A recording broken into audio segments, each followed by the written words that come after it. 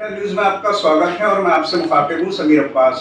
आधुनिक दौर में खान-पान जिस तरह से हमारा बदला है उससे पेट की दिक्कतें लगातार बढ़ रही हैं और पेट में बहुत सारी ऐसी दिक्कतें होती हैं क्योंकि आज फ़ास्ट फ़ूड का दौर है और तमाम चीज़ है। तो इसके अलावा और भी बहुत सारी विषय हैं, पीलिया है और भी पेट का जो टीबी है, वो मेरे लिए भी इम्पोर्टेंट है कि क्योंकि वो एक ऐसी समस्या है जिस पर लोगों में कहीं न कहीं जागरूकता की कमी नज़र आती है। तो ऐसे ही कई विषय हैं जिस पर हमारे साथ बात करने के लिए मौजूद हैं डॉक्टर सौरभ कौशिक साहब जो कि मूलतः काशीपुर के रहने वाले हैं। वो एमबीबीएस, एमडी और डीएम गैस्ट्रो में हैं। पिछले तकरीबन 2 साल में बरेली उन्हें आए हुए हैं। वो गंगाशील हॉस्पिटल में भी अपनी सेवाएं दे रहे हैं, साथ ही सिद्धिविनायक हॉस्पिटल के ठीक बराबर में उनकी क्लिनिक भी है, जहां वो सुबह और शाम को अपनी सेवाएं दे रहे हैं। पिछले, जैसे मैंने कहा कि 2 ही साल हुए उन्हें आए हुए हैं और 2 साल में उन्होंने तेज़ी से तरक्की हासिल की है और बरेली में गैस्ट्रो के फील्ड में वो नाम रोशन कर रहे हैं। तो हम सीधे उनसे ही मुखातिब होंगे। कई विषय हैं जिस पर उनसे सीधे चर्चा करेंगे क्योंकि पेट से जुड़ी भी बहुत सारी समस्याएं हैं जिस पर लोगों में कहीं ना कहीं नज़रिया बदलने की ज़रूरत है। और क्योंकि कहा भी जाता है, एक बड़ी पुरानी कहावत है कि जो भी बीमारी होती है वो पेट से ही शुरू होती है। तो हमारे साथ बात करने के लिए मौजूद हैं डॉक्टर सौरभ कौशिक साहब। मैं शुरुआत यहीं से करूँगा कि कुछ और आप अपने बारे में अगर चाहें बताना, उसके बाद हम जो हमारे 2-3 विषय हैं उस पर हम आपसे बात करें। नमस्कार, मैं डॉक्टर सौरभ कौशिक, मैं एक पेट, आंत एवं लिवर रोग विशेषज्ञ हूँ। मैंने एक सुपर स्पेशलाइजेशन गैस्ट्रोएंटरोलॉजी में किया है, डीएम गैस्ट्रो, और अभी मैं फ़िलहाल गंगाशील अस्पताल एवं अपने clinic doctor Saurabh Kaushik gastro एवं लिवर क्लिनिक पे कार्यरत हूँ, जहाँ पे मैं सुबह 9 से 12 एवं शाम को 7 से 9 उपलब्ध रहता हूँ। जी, मैं यहीं से सर शुरुआत करूँगा कि आप भी जानते हैं कि आज के ज़माने में लोग फास्ट फूड की तरफ तेज़ी से बढ़ रहे हैं। पहले के ज़माने में और हमारे बुज़ुर्ग जो थे, बड़ा देसी और अच्छा खाना खाते थे। तो क्या जो आजकल खान-पान है, उससे जो पेट की दिक्कतें लगातार बढ़ रही हैं, वो कितनी बड़ी ज़िम्मेदार मानते हैं आप? पेट की दिक्कतें जिसमें मेनली जो हमारे पास पेशेंट्स आते हैं वो कंप्लेन करते हैं कि पेट से संबंधित परेशानियां, जिसमें तेज़ाब ज़्यादा बनना, गैस की परेशानी, पेट फूलना, तेज़ाबियत रहना, उल्टियों की समस्या, और अक्सर पेट साफ ना हो पाना, बदहज़मी, इस तरह की कंप्लेंट्स, जो ये परेशानियां हैं, ये अक्सर लाइफस्टाइल रिलेटेड है। लाइफस्टाइल मतलब आपके खान-पान, आपके तौर तरीक़ों से रिलेटेड है ये परेशानियां ज़्यादातर। मेनी टाइम्स वो उसकी वजह से होती है। उसमें खान-पान से लेके जो भी जिस तरह का भी हम भोजन ले रहे हैं, और इसमें अक्सर जो अब आधुनिक, जैसा आप बता रहे हैं, उसमें फ़ास्ट फूड हर कोई जल्दी में है, तो वो खाना भी जल्दी में खाना चाहता है कि वो जो ईज़िली अवेलेबल है और जो सिर्फ जीभ को स्वाद दे रहा है, उसके अलावा वो शरीर के लिए हानिकारक है, जिसमें ये सारे बर्गर, पिज़्ज़ा और चाउमीन तरीके के जो ये भी जितने भी फास्ट फूड हैं, ये पेट के लिए और बिल्कुल भी अच्छे नहीं है, इवन हार्ट के लिए भी ये अच्छे नहीं है। तो ऐसे में ये सारी परेशानियाँ उनकी वजह से हो सकती हैं, जितनी भी पेट से रिलेटेड संबंधित परेशानियाँ हैं। इसके अलावा एक जो इम्पोर्टेंट कंपोनेंट है, जो हम लाइफस्टाइल में जो तौर तरीका जो है, उसमें मेनली जो लोग पेशेंट से स्ट्रेस बहुत ले रहे हैं आजकल। स्ट्रेस हर किसी को किसी न किसी तरीके का स्ट्रेस है, वर्क रिलेटेड स्ट्रेस, तो वो भी हमारी पेट की समस्याओं पे बहुत ज़्यादा इफेक्ट करता है। हमारे खान पान और साथ में मिलके जो हमारी दिनचर्या है, एक्सरसाइज वगैरह बिल्कुल जिसमें इन्वॉल्व नहीं है, लोग वर्जिश वगैरह बिल्कुल नहीं कर रहे हैं, और वज़न बढ़ रहा है, मोटापा बढ़ रहा है, वो खाने पीने से रिलेटेड है। और फिर अलग अलग तरीके के तौर तरीके, जैसे कि शराब का सेवन, सिगरेट का सेवन, ये सारी चीज़ों की वजह से कंबाइंड ये सारी चीज़ें, जिसमें खान पान, हमने जो नशे का सेवन कर रहे हैं, जो वर्जिश ना करना, या फिर किसी भी तरीके का और हेल्दी एक्टिविटीज़ में, या फिर किसी भी तरीके का एक्सरसाइज में ना करना, और उसके अलावा ये सब होते हुए स्ट्रेस भी, ये सारी चीज़ें एक बेसिकली एक पूरा परेशानी क्रिएट कर रही हैं, और हमारे पेट और उससे रिलेटेड संबंधित परेशानियाँ बहुत ज़्यादा क्रिएट कर रही हैं। जी, जी, आपने कई सारी चीज़ें अहम बताई, शराब और कुछ खाने की जो चीज़ें हैं और सिगरेट वगैरह जिस तरह से इस्तेमाल किया जा रहा है। मैं यहीं से आगे बढ़ूँगा। मैं आपसे ये जानना चाहता हूँ कि पेट का टीबी क्या होता है? क्योंकि लंग्स में टीबी तो बहुत ज़माने से लोग सुनते आ रहे हैं, लेकिन पेट का टीबी क्या है? और आज के टाइम में उसका किस तरह से इलाज है और कारण क्या है उसका, क्यों होता है? पेट का टीबी बेसिकली टीबी एक ऐसा डिजीज है, एक ऐसी बीमारी है जो हर ऑर्गन को इन्वॉल्व कर सकती है हमारे शरीर में। अक्सर सही बोला आपने, जैसे कि छाती की टीबी बहुत ज़्यादा कॉमनली लोगों में जागरूकता है उसके टुवर्ड्स, खांसी बलगम के साथ आ रही है तो लोग बोलते हैं टीबी की जांच करा लीजिए। कई बार लेकिन पेट की टीबी की तरफ इतनी जागरूकता नहीं है क्योंकि पेशेंट्स को समझ में ही नहीं आ पाता कि इसके लक्षण क्या हैं। अक्सर 2-3 तरीके से पेट की टीबी प्रेजेंट कर सकती है या आ सकती है। आंतों की टीबी भी पेट की टीबी का हिस्सा है। सिर्फ पेट में पानी बन जाना भी पेट की टीबी का हिस्सा है। तो इस तरीके से कभी पेशेंट्स जो मरीज हैं वो पेट फूलने की समस्या के साथ आ सकते हैं, पेट में पानी बनने की समस्या के साथ आ सकते हैं, आंतों की रुकावट के साथ आ सकते हैं, लैट्रिन में खून की वजह से आ सकते हैं, जो भी पेट की टीबी की वजह से भी हो सकता है। आंतों में अल्सर बन जाते हैं, आंतों में जख्म बन जाते हैं टीबी की वजह से। तो ये सारे स्पेक्ट्रम या ये जो सारे लक्षण हैं ये सब पेट की टीबी की वजह से हो सकते हैं। डायग्नोसिस या इसका जो असेसमेंट या जो इसकी टेस्टिंग है बहुत आसान है।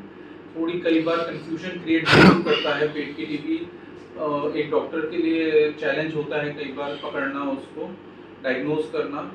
लेकिन ये है कि अक्सर जो पेट के पानी की जांच, अगर पेट में पानी है उसकी जांच से हम अभी पता कर सकते हैं पेट की टीबी, और अच्छे टेस्ट अवेलेबल हैं आजकल। किस तरह के टेस्ट होते हैं चाहता हूँ उस पर भी ज़्यादातर पेट के पानी को निकाल के उसमें जांचें की जा सकती हैं। एडीए की जांच होती है, सीबी नैट की जांच होती है, और इस खूबसूरती ये है कि इसमें कि गवर्नमेंट सेटअप में भी इसकी काफ़ी जांचें उपलब्ध हैं। उसके अलावा जो आंतों की जांच है, आंतों की टीबी है स्पेशली, वो अक्सर आंतों में रुकावट के साथ आती है। मतलब मरीज पेट फूलने की समस्या के साथ आ सकता है, उल्टियों के साथ आ सकता है, कब्ज की समस्या के साथ आ सकता है, और लैट्रिन के रास्ते खून की समस्या के साथ आ सकता है। तो आंत की टीबी अक्सर सीकम एरिया में या फिर जो छोटी आंत और बड़ी आंत का जंक्शन है उस पर मेनली, उस एरिया में कंसंट्रेटेड होती है, उस एरिया में मेनली आती है। तो ऐसे में हम दूरबीन वाली जांच से, कॉलोनोस्कोपी एक जांच होती है जिसमें पूरी बड़ी आंत की दूरबीन द्वारा जांच की जाती है। उसमें हम सीधे डायरेक्ट दूरबीन द्वारा उस जगह को देखा जा सकता है, और डायरेक्ट उसमें से टुकड़े लिए जा सकते हैं जांच के, और फिर उसको बायोप्सी को एक पैथोलॉजी लैब में स्टडी करके उसको पेट की टीबी की जांच करके उससे पता लग सकता है कि टीबी है या नहीं है, या और कोई कारण है इसका आंत की ये जो जख्म बनने की समस्या है।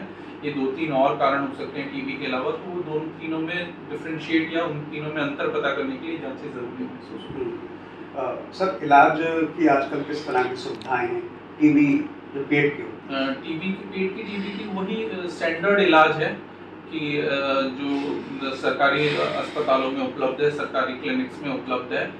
डायग्नोसिस पेट की टीबी का कराने के बाद, चाहे वो किसी भी डॉक्टर से आप पेट की टीबी का डायग्नोसिस कराएं, आप टीबी का इलाज अपने ही निकटतम डॉट सेंटर से करा सकते हैं। यूजुअली 6 से 9 महीने का पेट की टीबी का इलाज चलता है और पेशेंट पूरी तरीके से स्वस्थ हो जाता है। जी, अब मैं आखिरी मेरा सवाल है इसी से जुड़ा हुआ।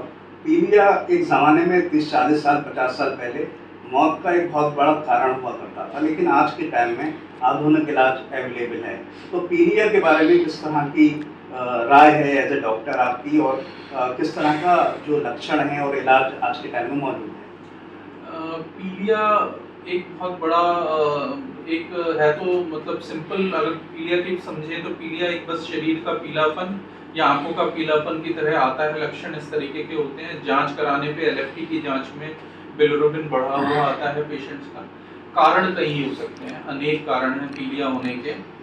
नॉर्मल लिवर की डैमेज होने की वजह से पीलिया बन सकता है, या फिर नलियों को लिवर से जो लिवर की नलियाँ, पित्त की नलियाँ जो उनकी रुकावट होने से पीलिया बन सकता है।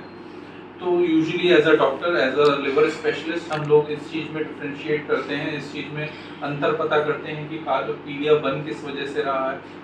कई तरीके के इन्फेक्शंस हैं, वायरल हेपेटाइटिस, जैसे आजकल इस टाइम बहुत ज़्यादा हेपेटाइटिस फैल रहा है, जिसमें hepatitis B, C, hepatitis A और ई, ये प्रमुख कारण है, ये मेन कारण है जिनकी वजह से पीलिया हो रहा है पेशेंट्स को। तो ये लिवर संबंधित पीलिया है। हेपेटाइटिस के साथ इलाज उपलब्ध है। ए और ई हेपेटाइटिस यूजुअली अपने आप ही खत्म होने वाला हेपेटाइटिस है, वो यूजुअली एक्यूट हेपेटाइटिस करता है। कहने का मतलब ये कुछ टाइम रहता है फिर खुद ही लिवर रिकवर करने लगता है। दूसरा दो हेपेटाइटिस बी और सी जो है वो लंबे टाइम रहने वाली परेशानियां हैं और लिवर को डैमेज करती हैं। इसमें से हेपेटाइटिस बी और सी की अच्छी दवाइयाँ उपलब्ध हैं इस टाइम। हेपेटाइटिस सी की तो 3 से 6 महीने का कोर्स चलता है और बहुत अक्सर 3 महीने के कोर्स में ही हेपेटाइटिस सी पूरी तरीके से क्लियर किया जा सकता है, वायरस पूरी तरीके से क्लियर किया जा सकता है।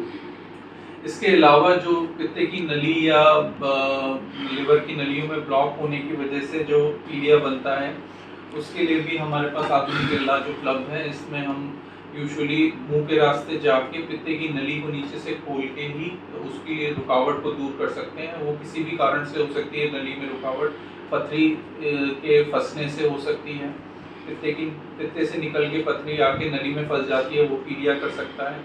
उसके अलावा कोई भी नली के सिकुड़न से पीलिया हो सकता है। तो ये सारी ही चीज़ें एक छोटा सा ऑपरेशन है, वो भी हम बिना किसी चीरा काटे के होता है, जिसको ERCP बोलते हैं। इसमें हम पित्ते की नली के ब्लॉक को हटा के पीलिया कम किया जा सकता है। ये सारे तरीके की पीलिया और बहुत अच्छे पहले से काफ़ी बेहतर अब रिस्पॉन्स है पीलिया में और पूरी तरीके से पेशेंट्स में फ़र्क आने लगा है। पीलिया की वजह से जो पहले आप जैसे बताया कि मौतें देखी जाती थी, अब वो काफ़ी हद तक कम हो गई। चलिए, इसलिए भी हद से कम हो गई क्योंकि आप जैसे काबिल डॉक्टर अब मौजूद हैं शहर में। मैं बस एक आखिरी बात, जो सबसे मुश्किल सवाल होता है एक डॉक्टर के लिए, बिजी लाइफ होती है, मसरूफ लाइफ होती है, मनोरंजन के लिए क्या कर पाते हैं अपना? मैं चाहता हूँ उस पर भी ज़रूर रोशनी डालें क्योंकि ज़िंदगी का एक पार्ट और हिस्सा तो वो भी है। मनोरंजन बेसिकली मैं अपनी फैमिली के साथ ही टाइम स्पेंड करना चाहता हूँ, अपनी वाइफ के साथ, अपने पेरेंट्स के साथ। इसी तरीके से टाइम निकल जाता है, जितना भी कुछ टाइम हमारे लिए बचता है शाम के टाइम। एक बस और चाहता हूँ पैगाम इसमें से ज़रूर दें। आप भी जानते हैं, न्यूज़पेपर के जरिए पता चलता हुआ कोटा में बहुत सारे स्टूडेंट, और इस बार इस साल के अंदर 25 स्टूडेंट ने सुसाइड की है, तो ज़्यादातर मेडिकल के स्टूडेंट हैं। तो मैं चाहता हूँ कि जो निराशा लोगों में आ जाती है, आप तो एक DM डॉक्टर हैं और कम उम्र में DM डॉक्टर बनी है, तो उन बच्चों के लिए एक अच्छा मैसेज दें ताकि उनके अंदर एक हौसला और एक हिम्मत पैदा हो सके। मेरी तरफ से सिर्फ यही मैसेज होगा कि आप अपनी तरफ से कोशिश करते रहें। जो भी बच्चे हैं जो स्ट्रेस ले रहे हैं इतना ज़्यादा, कंपटीशन इतना ज़्यादा बढ़ गया है आजकल, हर कोई भाग दौड़ में, हर कोई एक दूसरे से कॉम्पीट कर रहे हैं। माँ बाप अपने बच्चों को अब दूसरों से कॉम्पीट कर रहे हैं, दूसरों से तुलना कर रहे हैं। उस स्ट्रेस में, उस कंपटीशन में बच्चों पे इस लेवल का मेंटल स्ट्रेस आ गया है कि वो इस तरीके के कदम उठा रहे हैं जो सुसाइड कर रहे हैं। तो मैं यही संदेश देना चाहूँगा माँ बाप के लिए भी और बच्चों के लिए भी कि एटलीस्ट माँ बाप अपने बच्चों की किसी और से तुलना ना करें। हर बच्चा अलग है, हर बच्चे की कैपेसिटी और कैपेबिलिटी अलग है। जितनी भी वो मेहनत कर रहा है, जितनी भी वो कोशिश कर रहा है, उसको सराहना की जाए उसकी, और उनको बेसिकली स्ट्रेस से दूर रखने के लिए कोशिश की जाए। और बच्चों के लिए मेरी तरफ से यही मैसेज है, आप पढ़ते रहें, आप कोशिश करते रहें। और बहुत चीज़ों का मिक्सचर होता है, जो सिलेक्शन है या जो भी आप MBBS का या जो भी आप एग्ज़ाम के लिए प्रिपेयर कर रहे हैं, वो बहुत चीज़ों का मिक्सचर होता है। सक्सेस या जो उसको सफलता मिलना होता है, तो ऐसे में अगर नहीं भी मिले तो हताश होने की ज़रूरत नहीं है, क्योंकि ज़िंदगी वहाँ ख़त्म नहीं होती है, उसके बाद भी बहुत कुछ है करने के लिए। बहुत सारी शुभकामनाएं आपको। शुक्रिया। तो हमारे साथ थे डॉक्टर सौरभ कौशिक, जिनसे हमने कई महत्वपूर्ण विषयों पर बात की और आखिर में उन्होंने खूबसूरत पैगाम दिया, क्योंकि कम उम्र में ही उन्होंने MBBS, MD और DM किया है। काशीपुर के रहने वाले हैं, गंगाशील हॉस्पिटल में सेवाएं देते हैं।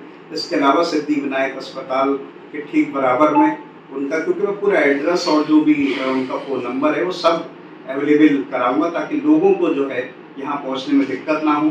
खूबसूरत पैगाम है। बहरहाल इन तमाम बातों के साथ मैं समीर अब्बास